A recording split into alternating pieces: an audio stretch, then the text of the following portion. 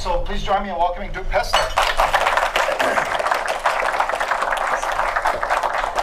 Well, it's always nice to be before this group again, and my first time as a newly tenured professor, which is good. So I'm thinking to myself, I can really let it rip, but I've sort of been doing that anyway, so and it worked out okay. I do want to thank you for letting me be here again today, though. And the business about standards, I go a little bit even further than Dave does. The simple reality is that education, by definition, is standards. What you heard from Senator Lehman is typical, right? If you don't support Common Core, you just don't want standards. We've heard this before, haven't we? If you don't support Obamacare, you want people to die in the streets. If you don't support the latest radical feminist abortion agenda, it's a war on women. All right, so let's just throw that out altogether. Ever since you and I started going to schools, and our fathers and our grandfathers and our grandmothers went to school, there have been standards. If they're passing out grades and giving exams, all right, then there's a standard. Sometimes the standards are good, sometimes the standards are poor, but we've always had standards, and we always will have standards. Education, by definition, is a standard. The word education is a standard. It implies somebody who knows more than people without education. So we want to set that aside, first of all, because you get lost in the weeds of that.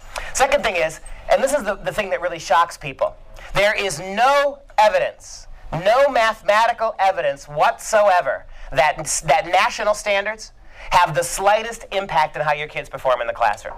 That's the thing that we have to know. And so we all have, there's a national standard, there are state, local standards, every classroom, every teacher, every mom and dad has their own standard for their kids. That has always been and it always will be. But these standards, these national standards, the bigger the standard, the less impact it has on how your kids perform. Zero, zip, nada. So what are we doing it for? So why are we flattering ourselves? Why are we chasing this ghost of standards when they don't mean anything?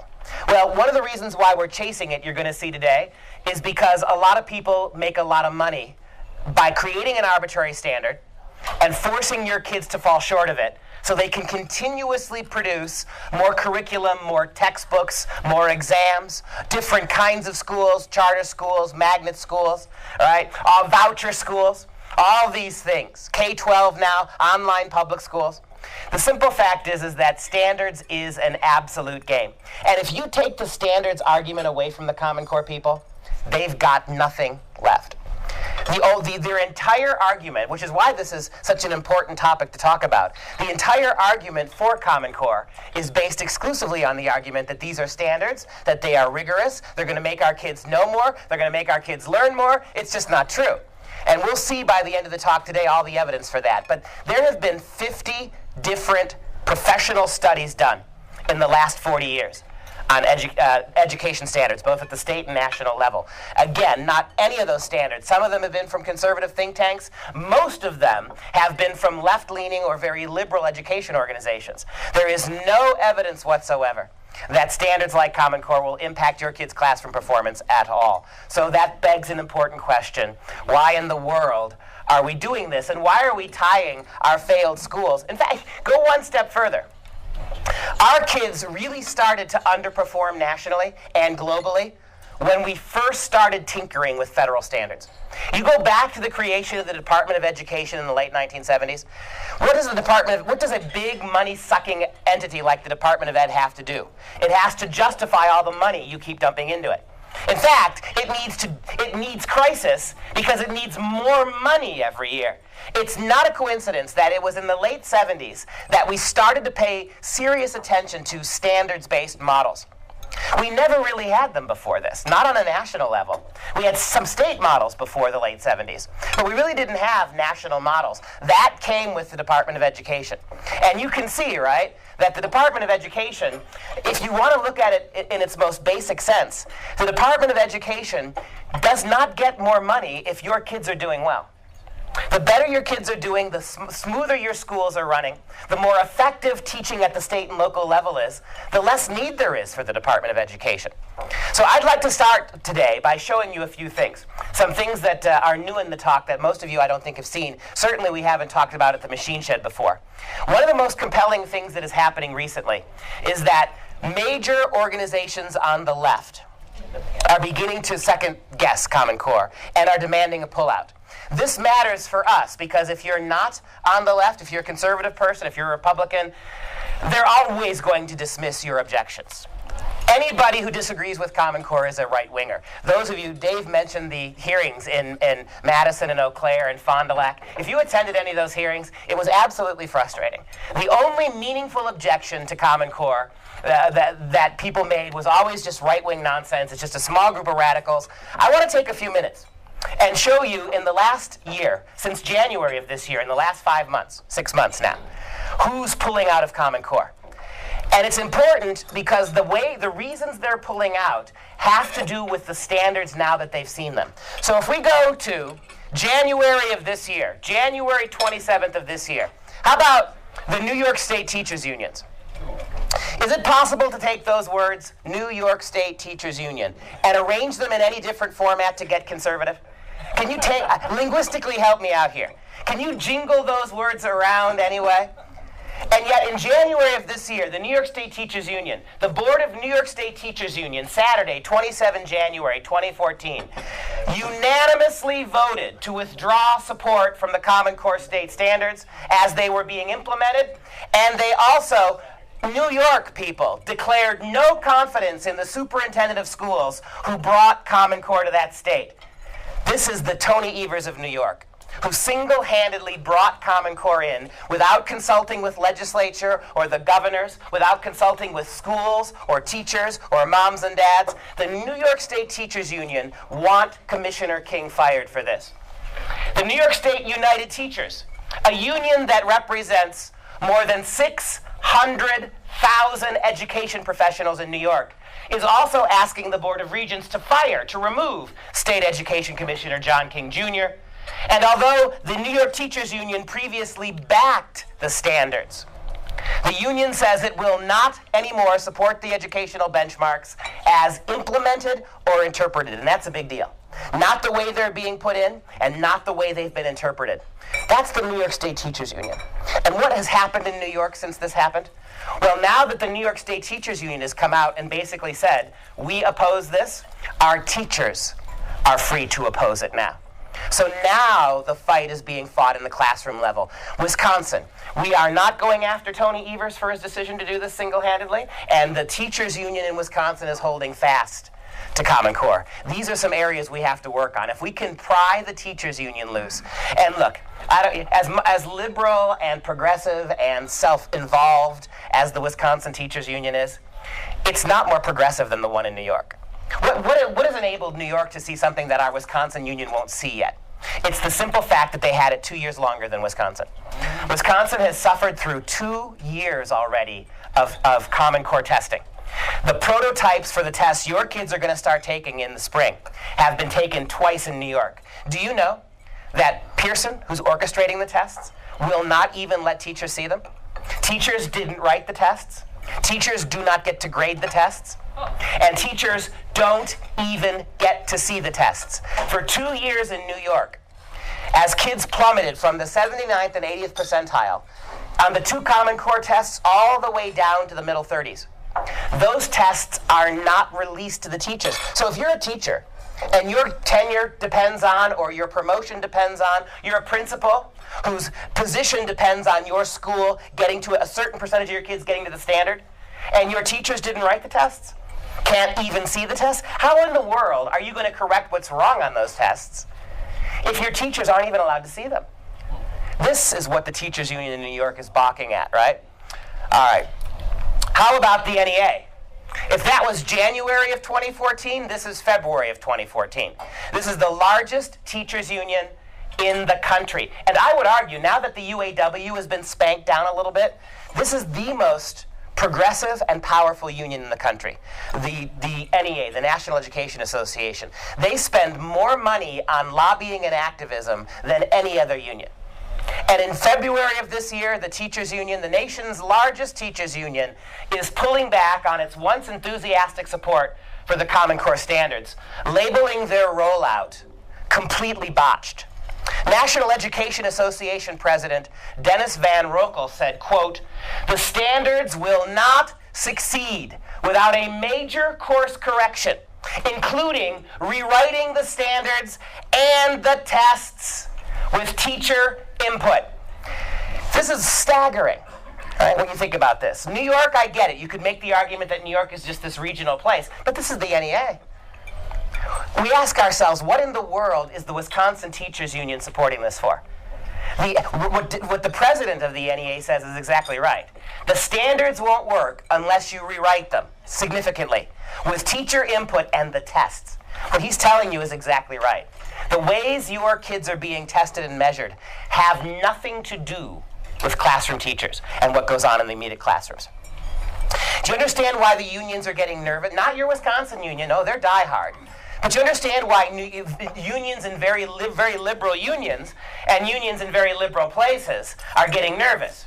Because they have to look out first and foremost for the best interest of their teachers, right? Or what the union sees as the best interest of the teachers. And they're telling you that Common Core, the way it's done, the way it's orchestrated, the way it's being implemented, the way the tests are being conducted, this is not in the best interest of our teachers. And my personal favorite, January we saw, February, how about May? How about last month, when the Chicago Teachers Union, now, of all the unions in uniondom, the Chicago Teachers Union, this is the most overwhelmingly progressive union in the country. This is the union, the Chicago Teachers Union, that a couple of years ago approved a curriculum citywide that would begin teaching masturbation techniques to 5-year-olds. 5-year-olds. This is a radical union. Here is their statement. This is the woman on the corner there. That's Karen Lewis. She is the president of the Chicago Teachers Union. This is a woman that if you met her on the street and you said, "Hey, Karen, you're to the left of Bill Ayers," she would smile and shake your hand and thank you for the compliment. If you get a chance to look up her history, just type in Karen Lewis. My God, the woman is as left as you can get. And just a month ago, her union unanimously made a few statements about Common Core. And this is big, because Chicago has not had its testing yet, any more than Wisconsin had. So this isn't New York, where they've already seen 2 disastrous years. This is Chicago recognizing what's going to happen here. Here's what Karen Lewis in the Teachers Union said, quote, "I agree with educators and parents." Can we just stop there for a second? How often does a teachers union agree with parents? "I agree with educators and parents from across the country that the Common Core mandate represents an overreach of federal power into personal privacy, as well as into state educational autonomy." This sounds like you and me testifying in Madison. This is the most progressive teacher union in the country. This is an overreach of federal power into personal privacy. This is the data mining. This is the advocacy. This is the sociology involved with this. It's also as well as into state educational autonomy. How in the world do the defenders of this, how in the world do they say that local autonomy will not be affected by this? Chicago, she goes on to say, Karen Lewis, that, quote, "Common Core eliminates creativity in the classroom and impedes collaboration. We also know that high-stakes standardized testing is designed to rank and sort our children, and it contributes significantly to racial discrimination and the achievement gap in America's schools." She's absolutely right about that. What is the purpose of whenever you get the problem with standards? The second problem with standards. The first one is that they have no bearing on how your kids perform.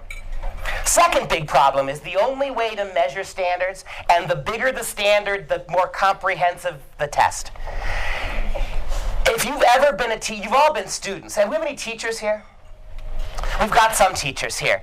The idea that some comprehensive test measures what your kids have learned or how your kids function, but with these kind of standards, all you have are these big exams, these big codified exams. What do they actually tell us about your kids' performance? Do you know Pearson Publishing, who's in charge of these exams, ultimately in terms of proctoring them and electronically collating them? You know Pearson Publishing has designed these exams, the ones that your kids will be taking next spring, with a 30% mandatory failure rate. They've created the exams so that a minimum of 30% of your kids will fail them. What do you think message this sends, by the way? Why do you think Karen is upset about this? You're starting from in schools nowadays, our kids' grades are so bad that we often tend to curve them, right? We curve them up so we're not failing more kids. These exams your kids are going to be taking are designed for a minimum of 30% of the kids taking them to fail them, which of course means that they'll have to keep taking them, right? Oh, and by the way, Pearson won a big contract. Do you know that Pearson Publishing gets paid $30 for every test your kids take? What's 30 times 60 million? Every single test. Where did this come from? She's right about that. Why does she call it racial discrimination? Because one of the great points of unison between the left and the right on Common Core is what this does to already low-performing kids. Kids in inner-city schools, kids who have any kind of learning disabilities, kids who, for whatever reason, are having a hard time keeping up. Those are the kids who get hammered hardest by things like Common Core, which is pretty much the entire school system that Karen Lewis oversees in Chicago. This is the problem with it now. But it gets better. The Chicago Teachers Union unanimously crafted a series of resolutions about Common Core. I wish I could show you all 12 pages, because it is a complete rehash of things conservatives have been saying for 2 years now. But I'll just share a few with you. The CTU resolution declares that, quote, instructional and curricular decisions should be in the hands of classroom professionals who understand the contexts and interests of their students. Doesn't that make sense? This wasn't done at any level with Common Core. The people who should be in charge of what goes on in the classroom should be educational professionals who understand what kids need and what they don't need in an educational context. And they go on to say that the education of children should be grounded in developmentally appropriate practice. Why have we spent so much time talking about things like the sexuality standards? Why have we spent so much time talking about things about the radical insertion at the very youngest ages of graphic violence, graphic sex, developmentally inappropriate stuff? Why are so many of the Common Core textbooks interspersed with things that people all across the country on both sides of the aisle call developmentally inappropriate? You've heard Gary Thompson's testimony in Wisconsin. I just got off the phone yesterday with Dr. Mary Calamia, who testified, a clinical psychologist who testified in New York. Right? I use part of her video in my talk. One of the things that we've got documents with hundreds and hundreds of psychological professionals, psychiatrists, children's specialists, all calling the implementation of Common Core, the things that Common Core is asking kids to do and to read, developmentally inappropriate. That's what they're telling you there. It's developmentally inappropriate, and Common Core was not done with any meaningful teacher input. They go on to say that the Common Core standards were developed by non-practitioners, including test and curriculum publishers, and educational reform foundations like the Gates Foundation and the Broad Foundation, Achieve Inc., and ALEC. In fact, 90% of what Common Core is comes from educational reform foundations and textbook companies and publishers. 90% of what Common Core is has nothing to do with classroom teachers, has nothing to do with moms and dads educating what's best for our kids in a one-to-one individual basis. It comes from people who make money off of inventing new things, new curriculums, new textbooks, new exams, new testing mechanisms. This is the corporate side of Common Core. Now, the fact is that this very small group of crony capitalist corporations that are profiteering off Common Core, the fact is that they couldn't do that unless the federal government enabled them to. Federal government, the Department of Education, there's no way the federal government would allow a billionaire like Bill Gates to basically buy himself a set of educational standards. You use a couple of Washington lobbyist groups, right? The NGA and the CCSSO. Speaking of the NGA, the National Governors Organization, one of the two lobbyist groups that did this, did you see how, who's the sitting president of the NGA? Anybody know? Oklahoma Governor Mary Fallin. And did you see last week? Oklahoma and Mary Fallin pulled out of Common Core. What does that tell you? Because you keep hearing things like, well, the National Governors Association supports this. Right, people have this misguided notion that all 50 state governors locked themselves in a room and banged out education standards. That'd be better than what we have, but what qualifies your governors to write well, how is Governor Walker qualified to write an education standard? How is Mary Fallin qualified to do it? They're not. But at least you could vote governors in and out. And so Mary Fallin at the NGA pulled Oklahoma out of these for these reasons. Common Core standards were developed by non-practitioners, including test and curriculum publishers and educational reform foundations. The resolution also says that as a result, the standards better reflect the interests and priorities of corporate education reformers than the interests and priorities of our students and teachers. Now you think about that for a second. When Senator Lehman at the hearings kept asking people, who paid you to be here? Who paid you to be here? Nobody bothered to ask the senator the question. Well, who's paying? Who's going to make all this money off Common Core? All these corporations, these foundations, all the way through the 1960s, if you measure American educational achievement from 1900 to the late 1960s, America's success rate vis-a-vis the rest of the world is like this. American excellence, the acceleration of American education is through the roof. It wasn't until we get into the 70s and the early 80s that we decided American education was a failure. Well, who decided that? Who decided it? Teachers didn't decide it. Students didn't decide it. Moms and dads didn't decide it. State governments didn't decide that the American education that put a man on the moon in the late 1960s, right? It wasn't us who decided this. You know who decided it? It was education companies.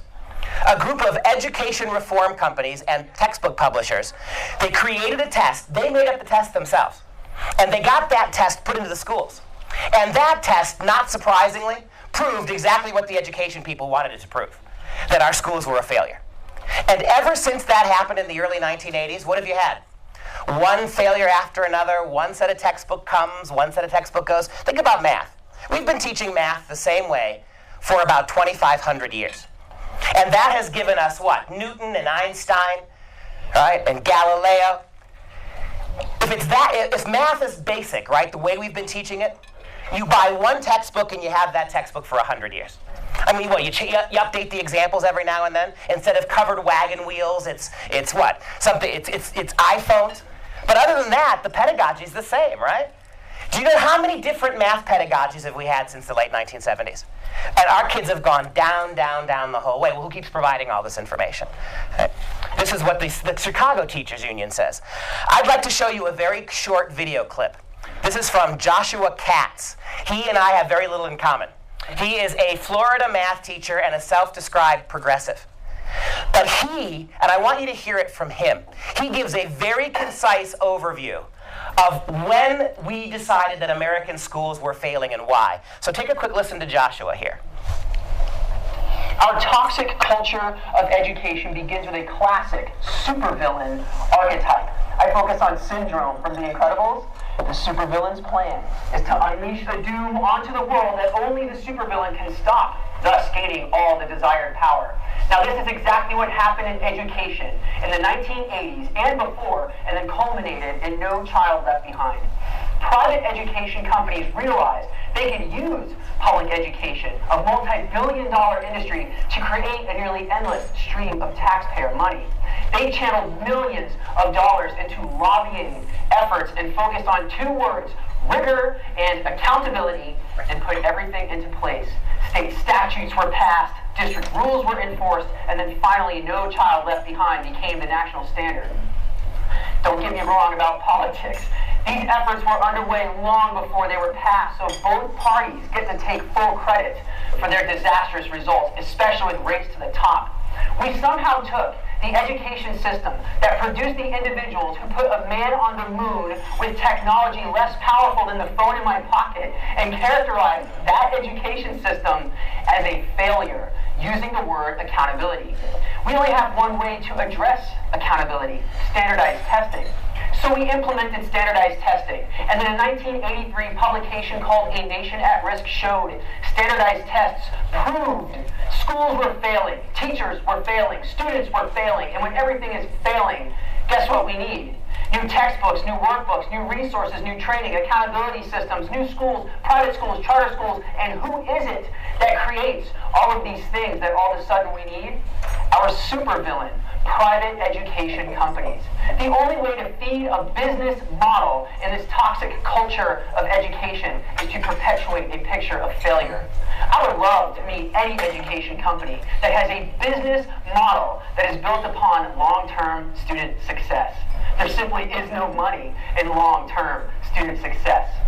Now, how is it that we can believe that a standardized test is what accurately measures student achievement? How can we believe that it measures student growth? That moment when the student's light bulb is finally lit, aha. That moment when a student says, thank you for helping them graduate with a 2.0 GPA. How can we attach a number to that moment when a third grader finally has the ability to write his own name?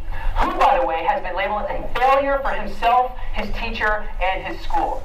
Yet we crave education standardization. We believe we need these high-stakes tests because we eat up the misinformation provided by these companies and policies using a false validity of their testing results. Our testing culture begins in elementary school. Colleagues of mine work with third graders who suffer from anxiety from high-stakes testing. From a one-day, one-shot, 4-hour computer-based test, the future path of a student is set, an academic identity is established, and a message is delivered loud and clear, either you can or you can't make it. And no matter what the teacher tells the student about how good they are, or what talents they have, if the student doesn't score well on that high-stakes test, the third graders know exactly what it means and begin to define themselves. And it's starting to happen now in kindergarten. So we continue this barrage of standardized tests, and the students continue failing, and the districts have to continue the next initiatives that can solve the problems. Who is it that manufactures these products? Who creates these solutions? Our supervillain. Private companies like Pearson and McGraw-Hill, who operate off policy and legislation written by nonprofit organizations and lobbying groups like ALEC, the American Legislative Exchange Council. The Common Core will do even more damage because of its emphasis on high-stakes testing matched with its myopic standards that are disguised in critical thinking. I've seen my daughter's kindergarten and first grade assignments. This isn't critical thinking. This is developmentally inappropriate rote. You think they can fool me with this stuff? Any education reform that doesn't address high-stakes testing and the non-cognitive factors of true success like character and integrity is a complete waste of time, and it's killing our kids. Now, he makes some really great points there, and I wanted you to hear them from him. One thing I disagree with, you can't call these companies the supervillains when the only way they get into your schools is through the government letting them in. It seems to me that there's enough blame to go around here. That you understand how jealous your federal government is? They will not only will they not let people do things that are their prerogative, they're constantly, and we've seen this for 20 years now, the federal government is constantly trying to take prerogatives away from you and make the things that you do belong to them. Do you honestly believe that a guy like Bill Gates and a handful of activists and 2 lobbyist groups could have transformed American education this way without the federal government knowing it? And we know this too from previous talks, right? How did these standards get into your schools? Common Core didn't put them there, they had no ability to. The NGA couldn't put them there, the CCSSO couldn't put them there. How'd they get into your schools? The Federal Race to the Top program. The federal government creates a program that offers a waiver from No Child Left Behind, because everybody hated it, liberals and conservatives alike. So you get a wait, you take money. You apply for Race to the Top money back in 2009 or 10 or 11 by simply applying for that money. Any state that took Race to the Top money, they got a waiver from No Child Left Behind, they got hundreds of millions of taxpayer dollars, and all they had to do was accept the Common Core standards when they were finally rolled out. I'm surprised there were 4 states that refused to take them altogether. We have the distinction of being the first state in the union that took them. And so the argument he makes here, but I want to go back to it. We characterize the educational system that put a man on the moon with less technology than the cell phone in your pocket. And we called that a failure. And who was it that called it a failure? As he points out, in the late 80s, you had education reform groups, so-called nonprofit organizations, whose job it was to bring money to educational reform. What were you reforming? This is the point that he makes there, I think, so well. And so once we decided, through tests that educators really weren't a part of, that your schools weren't tested, your kids were given an exam. And why were they given an exam? because these lobbyist groups spend so much money on campaigns that when they got the people elected that they wanted, those people approved the tests in the schools. Well, not surprisingly, from the very first test taken, those tests demonstrated that our schools, our teachers, our kids, our entire country was an educational failure. And since that time, it's been one barrage after another of new textbooks, new math, new ways of doing things, new kinds of schools, new kinds of teacher training, all that money spent, all that money garnered, and what has it given us? Where are we now 50 years after we started this craze for standardized testing? Where are we? We're as bad off as we've ever been. And you notice over the last 50 years, the one thing we have never done, ever, and because the federal government never does this. When was the last time? The federal government decided, you know what, we're doing things wrong and we're doing them the wrong way. Let's stop and go back the other way. When have they ever done that? All the feds do is they double down, right? Throw more money at it, make the standard bigger, cede more control to the feds, take more away from the states. 20 years ago, the states had all the control, and it didn't work very well then. Trying to find a state standard was every bit as fraught in some ways as the national, only on a smaller scale. Because that's the other thing, ladies and gentlemen. Simply having a strong state standard has no bearing either on how your kids perform in the classroom. I wish it were otherwise. But I'm an English professor, and I'm smart enough to know that math doesn't lie about this. I'm not saying that we get rid of the idea of standards. I'm simply saying we have to radically reassess how we get to them. Start working on a micro level, not a macro level, right? Let's get our kids to read first.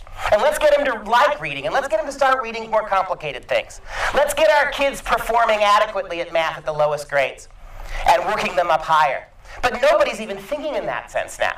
The big problem with Common Core is it's one step beyond No Child Left Behind. No Child Left Behind was genuinely our first set of national standards. And for 12 years, it has been a raving disaster. So what does Common Core do? It comes along, gives you a waiver for No Child Left Behind, only to give you something much more federal, much more monolithic, much more centralized, and much more expensive, and much more educationally frivolous. That's what you got for it. As Mr. Katz says, the supervillain, I would argue, that's a shared title. These private companies, I've asked this rhetorically in all my other talks, and I know you'll appreciate this. Do you think the feds would have allowed these standards, Common Core, to be in your schools if instead of Bill and Melinda Gates, it was the Koch brothers who put up $1 billion? Do you think Harry Reid would have been okay with that? If instead of the Koch brothers, a Gates Foundation, it was the Koch brothers offering up their foundation money? And what if instead of 2 left-leaning lobbyist groups, she had 2 right-leaning ones?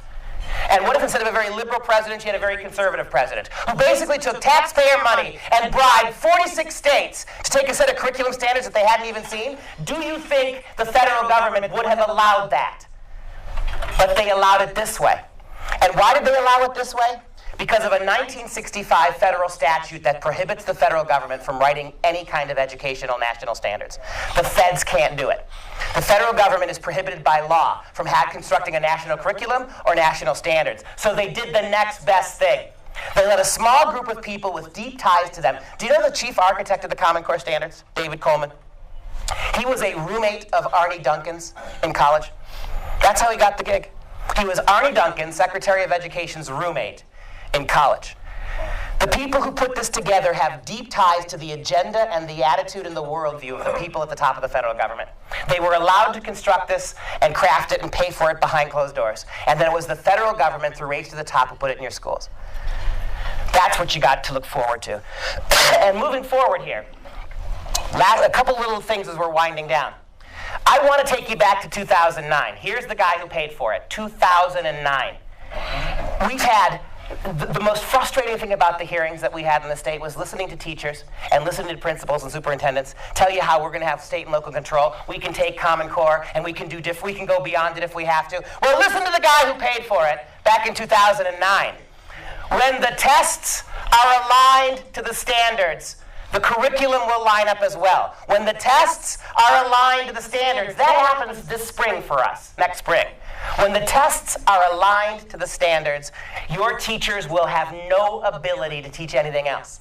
The curriculum has to line up. And that makes sense, right? If the only measure we have of student success is these ridiculous tests, then he who controls the tests controls the teachers. And yet they'll still tell you. If there was a DPI representative sitting here today, they would stand up and look you in the eye and tell you this isn't true. But there's the man himself. Well, let's go one step further. Let's get a little bit more technical. I told you we've had 50 different serious surveys in the last 40 years of educational standards. This is the last one. I could go back, but this is the most recent, and it's one of the most comprehensive. This is from the Brookings Institute, which is a left-leaning think tank, by the way. This is the Brown Center report from the Brookings Institute that was released about a year ago on educational standards and Common Core. Here are just a couple of summations from the Brown report. Quote, what effect will the Common Core have on national achievement? The analysis presented here suggests very little impact. The quality of the Common Core standards is currently being hotly debated, but the quality of past curriculum standards has been unrelated to achievement. Right? Unrelated to achievement.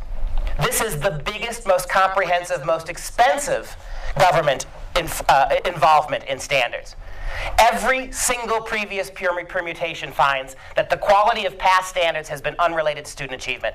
The rigor of performance standards, how high the bar is set for proficiency, has also been unrelated to achievement. Mr. Katz made the argument that we got rid of an educational system that worked by talking about rigor and accountability. Neither one of those two things has anything to do with how your kids perform. Zip. And so is it surprising that we've created a curriculum, we've created a teaching mentality, we've created an entire pedagogy around rigor and accountability? And so what are we getting? What are we finding? Not enough rigor and not enough accountability. What are we not measuring? How well our kids learn and what they learn and what ways they learn. What's the best way to impact their learning? They go on, the Brown report. Quote, do not expect much from the Common Core. Education leaders often talk about standards as if they are a system of weights and measures. The word benchmarks is used promiscuously as a synonym for standards, and that's what Common Core does, by the way. Common Core never really does talk about the standard and how it'll be met. It instead always uses the word benchmark. And I love the use of the word promiscuous here because there's something terribly whorish about this whole process in terms of who's getting paid to do what. Education leaders often talk about standards as if they are a system of weights and measures, something that you can easily control and calculate. The word benchmarks is used promiscuously as a synonym for standards, but the term is misleading by inferring that there is a real known standard of measurement. How do you measure 60 million kids in thousands of different local communities, some in rural places, some in highly urbanized places, with all the background? People keep talking about places like Finland or Sweden or Thailand. Well, you know what those places all have in common? Remarkable homogeneity, very low levels of divorce, relatively stable levels of income, right? Very few social distractions, moms and dads both being in the homes. We have nothing like that here. Right? Now, how are you going to standardize this? We just don't know. Standards in education, this is the money quote for me. Standards in education are best understood as aspirational. Standards are something we can hope for, we can try for, but they have no practical ability to make your kids better. And yet the whole system, and Common Core is just the most ugly manifestation of this, is geared towards standards-based education.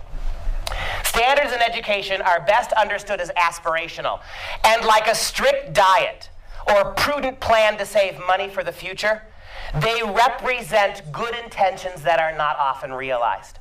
There is no mathematics you can do to make a standard work. Not with the kind of variables. They're too high. So, you guys, show me your common sense here. In a system with as many variables for 60 million kids as we have, what's the best thing you can do to minimize variables? What's the best thing you can do to minimize all these variables? Standardize. Not standardize them. The variables are unstandardizable. That's what all the math's telling you. Make it dynamic. Make it easy. How do you make it easy? What do you focus on? Well, what's the best way to eliminate all these variables? Wouldn't that be stop worrying about kids as 60 million and worry about the 20 in your class? How many variables would that lower? How much would that allow you to control and gauge things? Especially given that kids go to school, that most schools and school districts reflect the wealth or the poverty of the school district, right? So in a situation where you've got a poor district, where most kids are poor, at least your kids are going to be mostly starting from the same place. And wealthier school districts, it's going to be the same. You very seldom do you have school districts with that level, that many variable levels of background problems. They represent good intentions, these standards, that can't be realized. And then, how about this?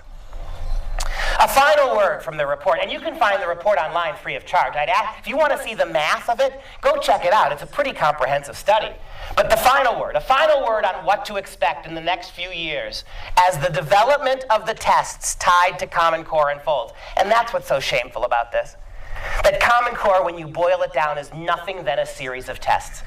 A series of anonymous, nameless, uneducational input, not being able to be seen by teachers tests. The thing about these tests is they're the most secretive, privatized, corporate series of tests your kids will ever have taken.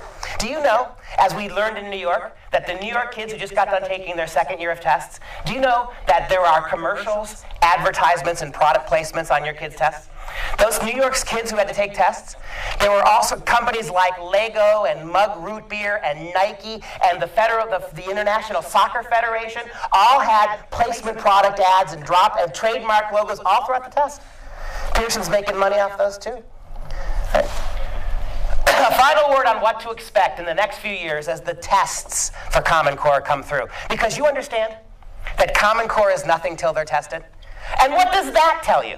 There is no Common Core until your kids take those first tests. That's why New York, who's had them, wants out now. Because they've seen them. And what was bad about No Child Left Behind is infinitely worse here. It is the tests that give being to the whole program. And if you could just take the tests out of Wisconsin, keep your silly Common Core. Because if you can get rid of the tests, then Common Core will fall apart on its own, because it's not practicable. But when it was suggested to Secretary Evers why don't you do that, Secretary Evers? If you think Common Core is so great, why don't you agree to a 3-year hiatus, a 3-year moratorium on the national tests? That would give your Wisconsin teachers 3 years more to master the effective curriculum, right? And Evers' simple response was, if you propose that, I will sue the state. Because Evers knows there is no Common Core without the tests. Well, there's also no money without the tests, right? Because where's all that money funneling into places like Wisconsin coming from? Right? Final word. When the tests, what to expect, a final word on what to expect as the development of tests tied to Common Core unfolds. As No Child Left Behind illustrates, standards with real consequences are most popular when they are first proposed. In other words, Common Core right now is as popular as it's going to get. But what does that tell you? Their popularity steadily declines from there, reaching a nadir when the first tests are given and the consequences kick in. Just as the glow of consensus surrounding No Child Left Behind faded after a few years, cracks are already appearing in the wall of support for Common Core. Don't let the ferocity of the oncoming debate fool you. Quote, the empirical evidence suggests that Common Core will have little effect on American students' achievement. The nation will have to look elsewhere for ways to improve its schools. And meantime, while your kids will not be getting measurably better in any of the major subject areas, you know what they're going to get? A lot more indoctrination, a lot more garbage sociology, a lot more premature, developmentally inappropriate sex and violence, a lot more statism, because that's one of the things that Common Core brings to the table in the new standards. This is just the latest of 50 such surveys. The ferocity of the battle is upon us. And I would humbly suggest to you that when your kid, nothing is going to change in Wisconsin, even after the election, unless there's a huge shift. One of the things that I'm so gratified, we've got some people here today, one of the things that I'm so gratified by is it shows you how much work we've all done, how successful we've been. I have yet to meet a candidate, particularly a Republican candidate, but even most of the Democrat candidates I've bumped into, people who've never been elected before, they're making Common Core an issue. even Democrats trying to run for seats for the first time are now starting to talk about their plans to scale back Common Core. That tells you it's a huge election problem. But even if we get a whole sweeping new bunch of people in the fall, given the power of Secretary Evers in this state, right, and what we've seen so far, and I'm going to say this tenderly, what we've seen is a reluctance on the part of our governor to take a really firm stand about this. Things aren't going to change. I'll tell you when they're going to change. They're going to change when Wisconsin kids get their first test, because that's what changed New York. And that's what began to change California. California teachers unions already having second thoughts based on the test they had to take last year. That's what'll do it. So my last piece of advice to you is, between now and next spring, if we can keep a low fire burning on Common Core and not forget it, and not give it up for the summer, and not say, oh, we'll come back to it in the fall. Keep a low fire burning. If we can do that, and the election's the way to do that, with candidates here today telling you what they would try to do to stop this. Keep the fire burning. When those tests hit, then all it's going to take is one gas can to blow that up. So if we can keep educating people, keep motivating them, keep making them aware of what the problem is, keep it on the radar screen when those tests hit, there's going to be, why would we think it's going to be any different here than New York or Florida or Kentucky, other states that had the rollout early and have suffered through 2 years of testing and who also won out? Governor Scott in Florida banned Park from testing in Florida. That's a big deal, right? He just flat out banned them. We're nowhere near that in Wisconsin. Right? So that's where I'll leave you today. That's the part of this we hadn't talked about before. The part about standards and why, if we stop and look at them, because that's where we lose some conservatives, right? Because they're just standards. We want standards. Accountability, rigor, those words are music to the ear of a conservative person, aren't they? I'm all for them too. But if I can defend teachers for one moment, being one myself, you can't hold teachers accountable. If we can't get our own kids and grandkids to perform at the same level in every single subject area all the time, and you can't do it. You can't get your 7 kids to do it, your 10 grandkids. How in the world can you expect your teachers to do it with 30 million kids or 60 million kids? That's why the teachers' unions are balking. Because if they're going to be held accountable, they should have a say. They should be responsible. Make them responsible for the education and the tests. Make them responsible for what goes on in the classroom. And then if they fail, get rid of them. But we haven't made them responsible for years now. The people behind this, I hate to be cliche about it, but you follow the money, right? And the federal government's promising plenty of money to states who take Common Core. Not just in Race to the Top. And even if you're a state like we keep hearing Wisconsin didn't take Race to the Top money, can we put that nonsense to bed too? Because if you just go check the books. Do you know how much money has flooded into the state simply by taking the standards? How much money is promised simply by adopting and implementing them? It's not even, the Race to the Top, the $700 million New York got from Race to the Top, it's small crackers compared to what's promised them over the next 10 years. Same thing in Wisconsin. So I ran a little late, but thank you very much for listening. It's 1 o'clock. Do you have to make a quick comment? I'll take any questions you have. Let's take a couple questions. Any quick questions on that? Yeah.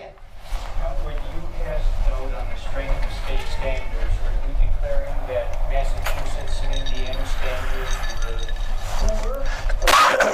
Those good standards had little impact on outcomes? The standards themselves are nothing without how they're implemented, what you do in the classroom.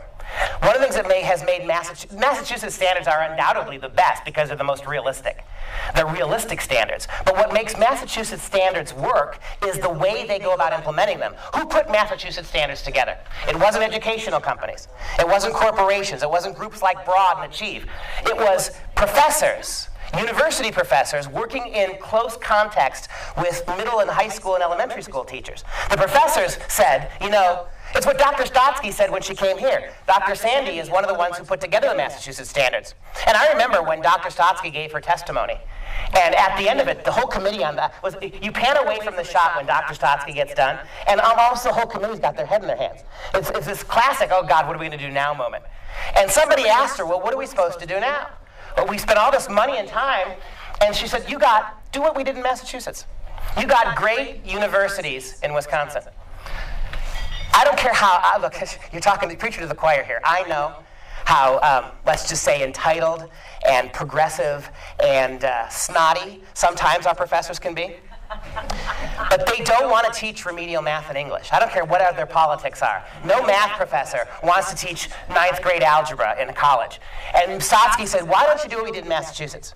We got the professors who are going to be, 90% of your kids are going to end up in Wisconsin colleges who go to college. Why not have your professors say, this is the minimum we have to have in math and science and reading, and work down? That's what they did. Massachusetts standards, and Sandy will tell you this, Massachusetts standards were successful not because of the outcome of it, not because of where they aimed, but because of how coordinated education in Massachusetts came between kindergarten teachers and college professors. All up and down the line, they aligned them, right? And that's what the Brown Center report says.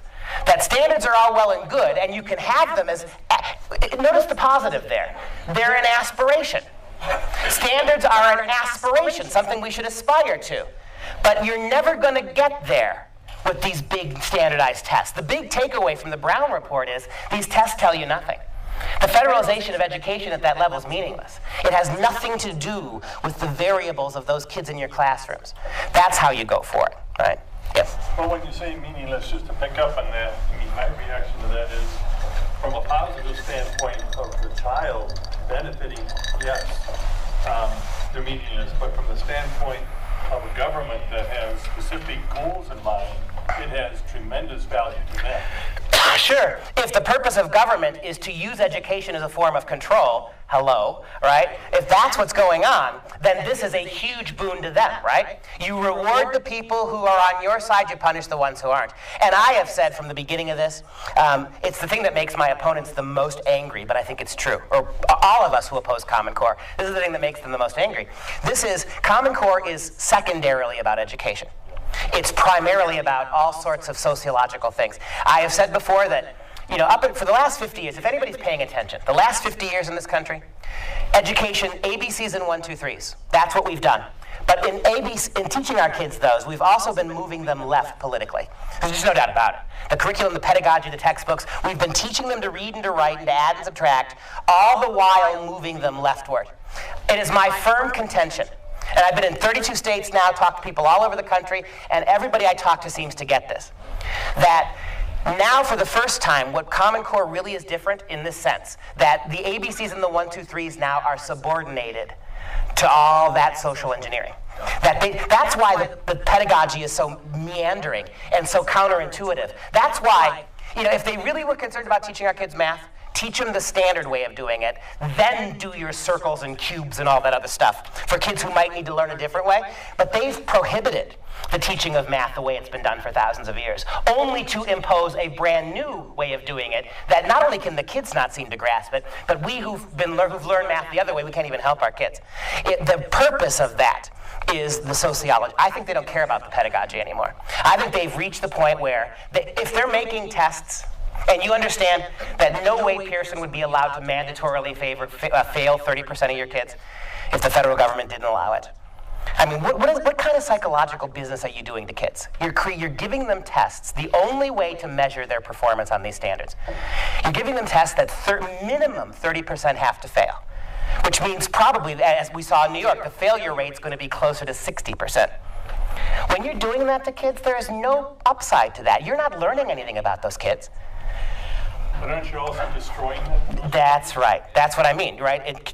You're breaking them down so you can rebuild them as something else. And one of the things we want to rebuild those kids as, utterly incapable of succeeding on their own, without the help of government, without the support of networks. You're tying them now, right? Yes? So Katie's already nervous about her spring tests that are coming. She's been nervous for the last year. She's now in an anxiety group at Catalpa. 3 out of the 5 kids in there have anxiety due to school. You heard what Jonathan said, right? You heard what Joshua said, right? That through 3rd graders, but now it's starting in kindergarten. One of the great innovations of Common Core is that they're going to start doing what they've been doing to 3rd graders now to 5-year-olds. And you're already seeing it, right? It's the anxiety. You're breaking these kids down. This is the developmentally inappropriate business that Katz talked about, right? Kindergarten kids now with test anxiety. And you know what that proves, by the way? You know what that proves? We need a whole bunch of other, we got to stop even worrying about calculus. Are you kidding? Calculus, advanced math, reading Shakespeare, all that stuff's got to go. Everything now works on the developmental level. In the name of social justice, right? We've got to get rid of advanced placement programs, get rid of kids who can move ahead. No. We treat everybody now like they're developmentally disabled, and in the sense that they have to rely on government. Here and then this gentleman. One quick question with regards to the Common Core testing.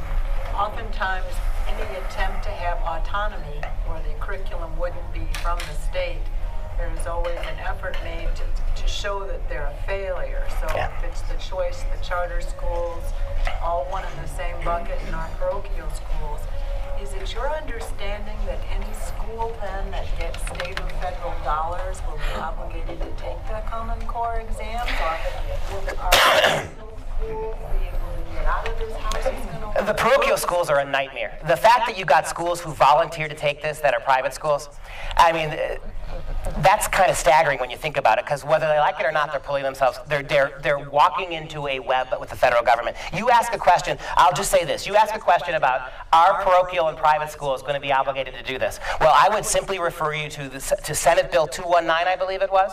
It didn't go anywhere. 219. This is the one, or 289, what is it? Does anybody know what is it? This is the one proposed by, it's called the Olson and Kestel bill. This is the one that Olson and Kestel proposed last year. It didn't go anywhere, but that doesn't mean it won't be revised. They put together a bill, and the purpose of the bill says this: any school in Wisconsin that takes any state or federal money at all, even 1 penny of state or federal money, that school will be required to take the Common Core exams that all the other public school kids have to take. And if the kids don't perform well enough, boy, what a standard that is. If the kids don't perform well enough over a certain year period, the state of Wisconsin will be obligated to take those schools over.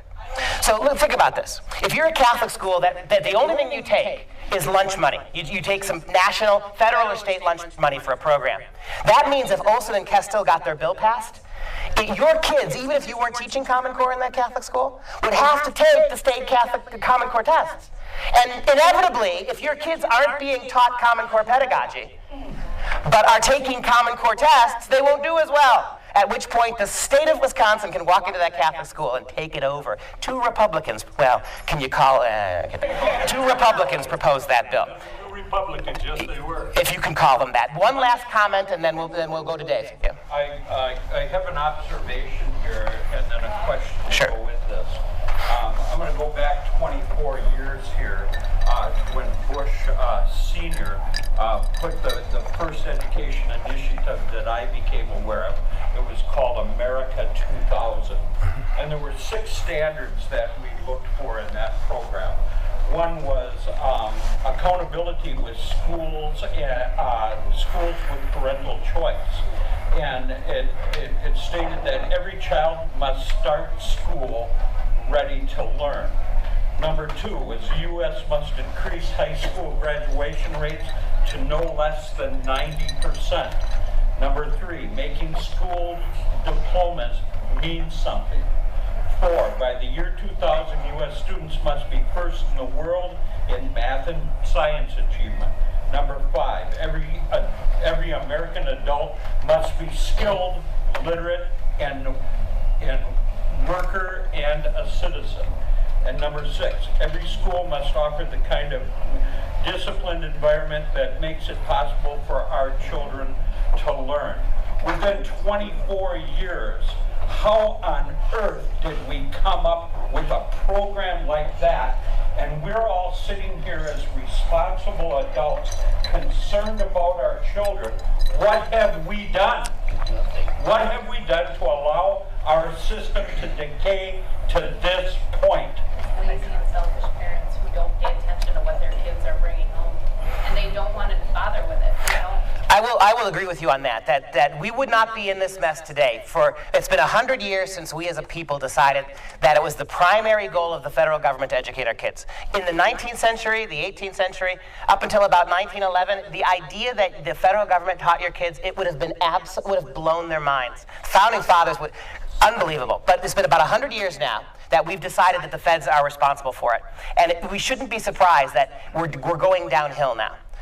You think about what happened. In the 70s, a couple of things happened. You get the war on everything in the 60s from the Johnson administration, right? Then you get the creation of the Department of Education in the 70s. It's not surprising now that we've taken the system that was the envy of the world, and through way too much federal government centralization, like everything else we centralize, we have taken the system that worked and destroyed it, and now we're beyond destroying it now. Now we are at the point that always happens with this kind of stuff, where you are propagating failure. We are consciously cultivating and propagating failure. That's what Common Core represents. It is a throwing in the towel. It's common in what sense? Common in the sense that we want to educate kids at the lowest possible denominator so every kid is educated the same way. If you're gonna get every kid to the same place, the standard by definition has to be very low, doesn't it? Yeah. Doesn't it generally have to be very low? I mean, we can't, why are we getting rid of special education programs? We've lost more gifted and talented programs in the last 2 years than in the previous 40 combined across this country. Why? Because think about what kids who can get ahead do to the standard. We've got a bunch of kids who are capable of doing accelerated stuff to taking the same tests. All right? The standard gets yanked up, which means more kids fall off the plantation.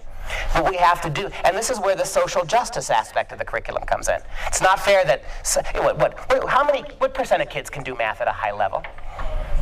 I mean, it's a serious question. We can make many math literate kids. Yeah, but what percentage of kids can really do math? But so what? What percentage of kids would want to even do what I do as an English professor? So what? The world needs more than CPAs. But rather than allow the kids and create a climate where we try to raise other kids and have the kids who can really go, in the name of equality, and that's what the Common Core stuff has done. It's recognized that kids are individually different. And the only way to minimize those differences is to tamp down expectations.